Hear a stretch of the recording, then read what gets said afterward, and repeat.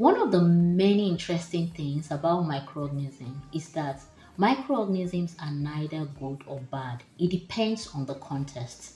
It depends on the host, it depends on the environment, and it depends on the conditions that are available to them, like temperature, pH, and the like. So, a microorganism that is doing good in a particular place, if you take it out of that environment and put it in another environment, can begin to cause trouble there. Let me give you an example. Pseudomonas fluorescens and Fusarium live quietly in the soil. They even contribute to soil health. But when the soil is stressed or when there is drought, they begin to become pathogenic and antagonistic. Fusarium can become pathogenic in that it will now start to affect plants, causing weeds in tomatoes. So you see, it was doing well before, but when the conditions change, it didn't do well again, right? The same thing for our body. There are so many microorganisms in and on our body.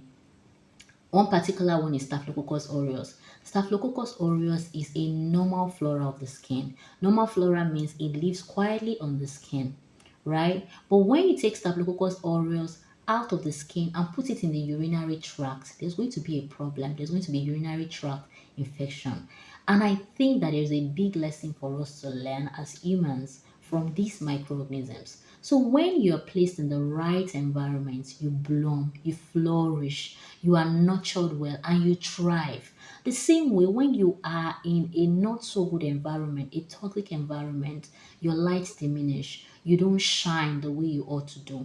And I think it's a lesson to us to be intentional about placing ourselves in the right environment. You can choose your environment, choose the place where you know that you'll be nurtured and you'll be allowed to grow to your optimum capacity. So as we round up the year, choose your environment and choose it widely because you will thrive just like microorganism and be good in the right environment. I'll see you tomorrow. Bye.